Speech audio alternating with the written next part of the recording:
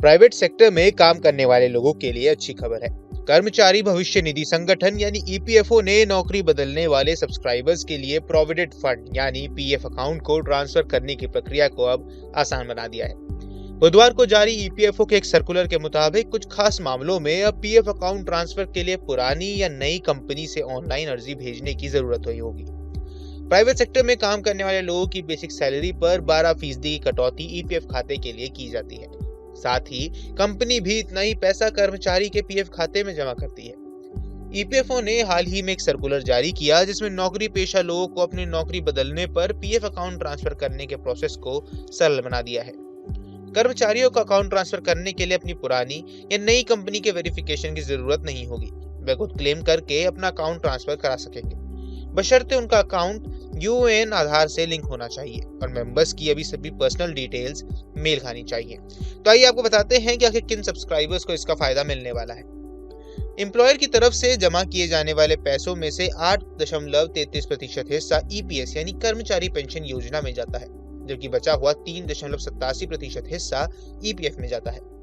EPFO के करोड़ों subscribers हैं। 15 जनवरी 2025 को जारी ईपीएफओ के एक सर्कुलर के अनुसार अब ईपीएफ अकाउंट ट्रांसफर के लिए पुरानी या नई कंपनी से ऑनलाइन अर्जी भेजने की जरूरत नहीं होगी, यानी सब्सक्राइबर्स खुद ही अकाउंट ट्रांसफर के लिए क्लेम कर सकेंगे। तो ये जानते हैं कि ईपीएफओ के सर्कुलर से किन सब्सक्राइबर्स को फायदा मिलने वाला है। यूनिवर्सल अकाउंट नंबर 12 अंकों की एक संख्या होती है जो कर्मचारी भविष्य निधि यानी ईपीएफ में योगदान करने वाले प्रत्येक कर्मचारी को दी जाती है। कर्मचारी भविष्य निधि संगठन ही इस संख्या को जारी करता है।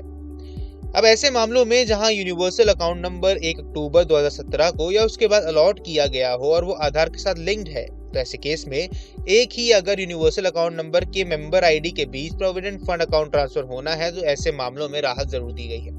वहीं अलग अलग यूनिवर्सल अकाउंट नंबर के साथ लिंक्ड मेंबर आईडी के बीच ट्रांसफर होना है और इन मामलों में यूनिवर्सल अकाउंट नंबर 1 अक्टूबर 2017 को या उसके बाद अलॉट किया गया हो और आधार से लिंक्ड है तो उस मामले में भी राहत दी गई है। साथ ही यूनिवर्सल अकाउंट नंबर से जुड़े मेंबर आईडी के बीच अगर ट्रांसफर होना है जहां यूनिवर्सल अकाउंट नंबर 1 अक्टूबर 2017 से पहले आवंटित किया गया हो और वो आधार से जुड़ा हो और सदस्य आईडी में नाम, जन्म तिथि और लिंक समान हो।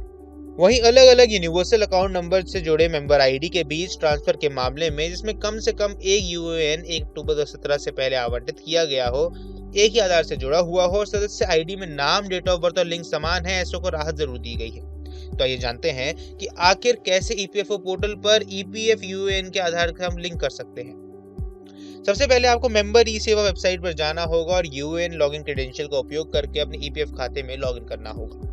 मैनेज मेन्यू के तहत केवाईसी विकल्प पर क्लिक करना होगा, जिसके बाद आपको आधार सेलेक्ट करना होगा और अपने आधार विवरण दर्ज करने होंगे। साथ ही सेव पर क्लिक करें।